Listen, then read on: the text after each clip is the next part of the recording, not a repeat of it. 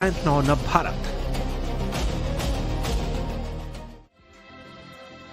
तो बंगाल में ऐतिहासिक विजय और पहली बार बीजेपी की सरकार बनने के बाद प्रधानमंत्री नरेंद्र मोदी गुजरात में है।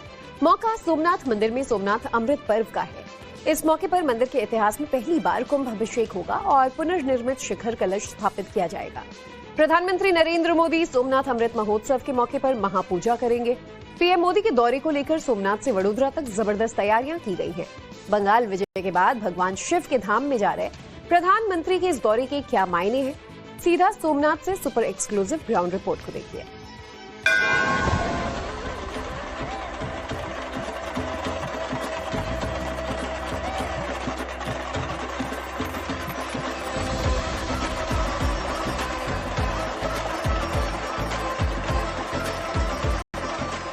इस आयोजन में गर्व है, गरिमा है, गौरव है और इसमें गरिमा का ज्ञान भी, इसमें है वैभव की विरासत, इसमें है आध्यात्म की अनुभूति, अनुभव है, आनंद है, आत्मीयता और सबसे बढ़कर देवाधिदेव महादेव का आशीर्वाद है।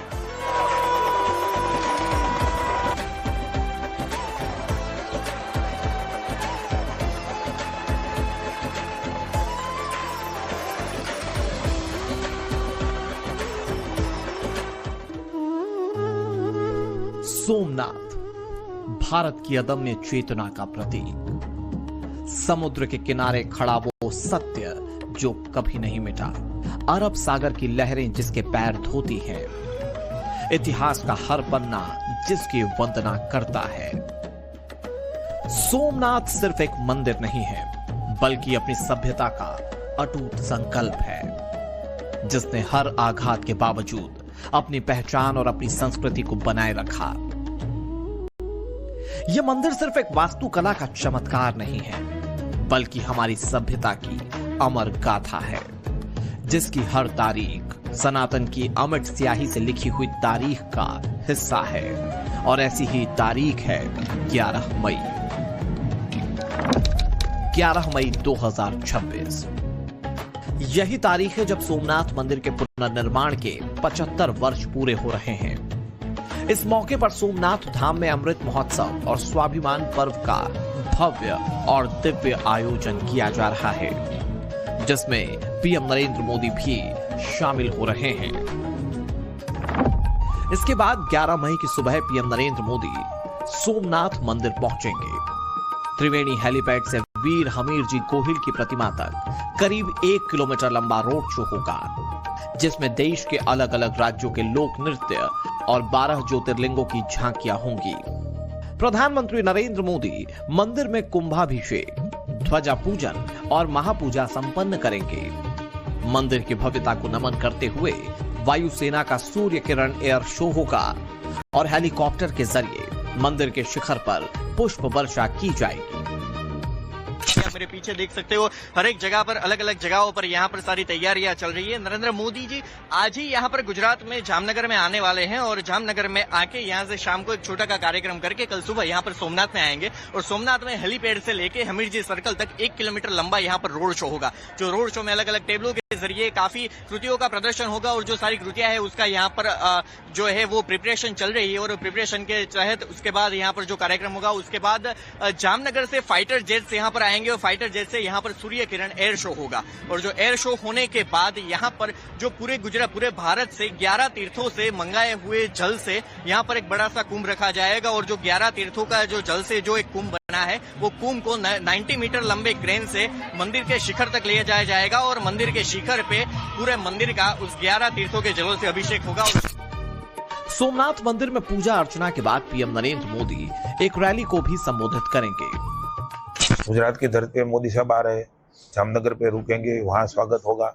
वहाँ से यहाँ सोमनाथ प्रथम ज्योतिर्लिंग, हमारा विश्व का आस्था का और श्रद्धा का केंद्र, 1000 वर्ष आक्रांताओं ने आक्रमण भी किया, फिर भी हमारी अतूट श्रद्धा और विश्वास, मंदिर आज भी खड़ा है। 11 मई को उसी दिन वो अमृत महोत्सव एक विशिष्ट उजवणी के भाग में माननीय मोदी साहब के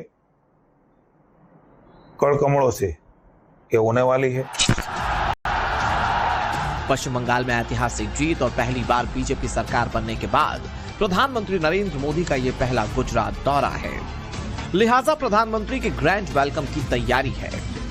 सोमनाथ में पहली बार भारतीय वायुसेना की सूर्य किरण एरोबेटिक टीम मंदिर के ऊपर एयर शो करेगी।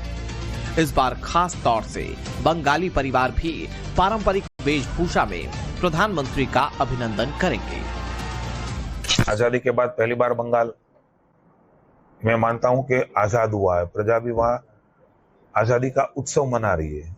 ऐसा ही एक कार्यक्रम गुजरात की धरती पे मोदी साहब आ रहे हैं।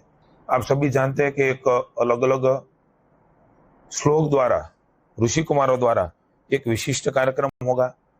अलग अलग जगह पे स्टेज भी होंगे।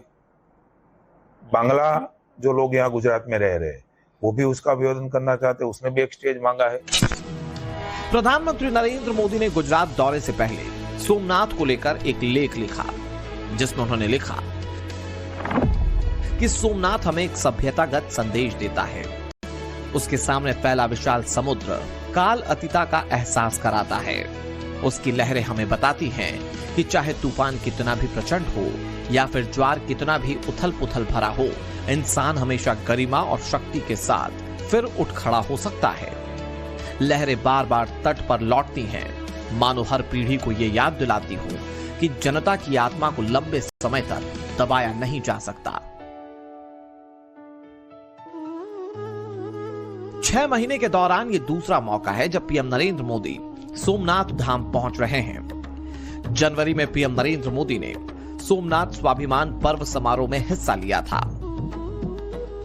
पर्व 8 से 11 जनवरी तक मनाया गया। असल में साल 1026 में सोमनाथ पर पहला आक्रमण हुआ था। उसी के 1000 साल पूरे होने पर हो रहे कार्यक्रम को सोमनाथ स्वाभिमान पर्व नाम दिया गया था। उस दौरान पीएम नरेंद्र मोदी ने क्या कहा, खुद सुनिए।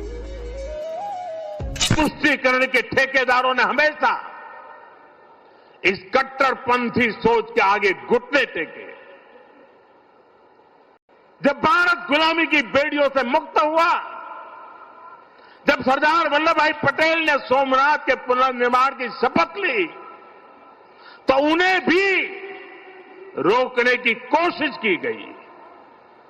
1951 में तत्कालीन राष्ट्रपति डॉक्टर राजेंद्र प्रसाद के यहां आने पर भी आपत्ति जताई गई।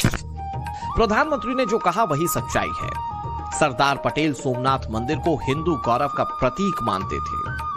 देश की आजादी के तुरंत बाद नवंबर के महीने में वो सोमनाथ गए थे और वहां मंदिर के खंडहरों को देखने के बाद कहा था, सोमनाथ मंदिर अपने मूल स्थान पर पुरानी शैली में फिर बनेगा, जनता के पैसे से बनेगा, सरकार की एक कौड़ी इसमें नहीं लगेगी। उस समय सौराष्ट्र के सर्वाधिक मशहूर हमारे जाम साहब महाराजा दिग्विजय सिंह जी आगे आए थे। भूमि अधिग्रहण से लेकर सुरक्षा व्यवस्था तक उन्होंने राष्ट्रीय गौरव को सबसे ऊपर रखा था। उस दौर में सोमनाथ मंदिर के लिए जाम साहब ने 1 लाख रुपए का दान दिया।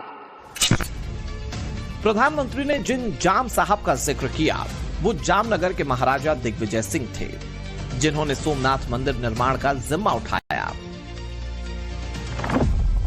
13 मार्च 1948 को सोमनाथ ट्रस्ट बना। सरदार पटेल को ट्रस्ट का अध्यक्ष बनाया गया। पंडित नेहरू के विरोध के बावजूद सरदार पटेल ने नेहरू मंत्रिमंडल से 2 मंत्री एनवी गाडगिल और केएम मुंशी को ट्रस्ट के सदस्य के रूप में रखा। सोमनाथ ट्रस्ट को 1948 से 1950 के दौरान पूरे देश से लोगों ने दिल खोलकर चंदा दिया। इस तरह तब 30 लाख रुपए इकट्ठा हुए, जो आज की तारीख में 400 करोड़ रुपए होते हैं। सरदार पटेल आजादी के बाद जब गुजरात में सोमनाथ मंदिर के पुनर्निर्माण को करवाना चाहते थे, तब पंडित नेहरू उनके समर्थन में नहीं थे, बल्कि कई मौकों पर उन्होंने सरदार पटेल और अपने बाकी साथियों को रोकने की भी कोशिश की। केएम मुंशी की किताब पिलग्रिमेज टू फ्रीडम पार्ट 1 जिसमें इसका जिक्र मिलता है, जो कि बड़े स्वतंत्रता सेनानी थे और आजादी के बाद बनी नेहरू सरकार में कैबिनेट मंत्री थे। सोमनाथ मंदिर के पुनर्निर्माण में जुटने के चलते पंडित नेहरू ने उन्हें बार बार हिंदू पुनरुत्थानवादी कहकर डांटा था। इसे लेकर मतभेद इतना बढ़ा कि के मुंशी ने नेहरू मंत्रिमंडल से 1950 में इस्तीफा दे दिया। नेहरू ने 8 दिन बाद उन्हें मनाकर फिर से मंत्री बनाया। के मुंशी ने अपनी किताब में लिखा है कि नेहरू जी को यह बात खलती थी कि उनका कैबिनेट मंत्री सोमनाथ की प्राण प्रतिष्ठा में लगा हुआ है। सरदार पटेल और के मुंशी से जुड़ी बातचीत या उसके संदर्भों के बारे में आम जनता भले ही ना जानती हो, लेकिन ये बात पब्लिक डोमेन में है कि पंडित नेहरू ने देश के पहले राष्ट्रपति डॉक्टर राजेंद्र प्रसाद को सोमनाथ मंदिर की प्राण प्रतिष्ठा करने से रोकने के लिए पूरा दबाव बनाया था।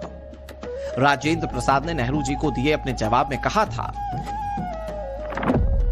कि मैं सरदार पटेल की आखिरी इच्छा और भारत की जनता की आस्था का सम्मान करता हूं, इसीलिए सोमनाथ की प्राण प्रतिष्ठा कर रहा हूं। आखिरकार 11 मई 1951 को डॉक्टर राजेंद्र प्रसाद ने नवनिर्मित सोमनाथ मंदिर का उद्घाटन किया और प्राण प्रतिष्ठा संपन्न की। हमारे साथ जुड़ चुके एक ऐसे व्यक्ति जो 75 ईयर पहले जब यहाँ पर पूरा जीर्णोद्धार जो पूरा नवीनीकरण हुआ था तब भी मौजूद थे, और आज जब ये स्वर्ण महोत्सव की जब सेलिब्रेशन हो रहा है तब भी आज वो हमारे साथ है। आइए उनसे बात करते हैं। और तब का आज भी जब आप वो याद करते हो, जब 75 ईयर के पहले का जो दिन, तब आपकी उम्र क्या थी? आज मेरी उम्र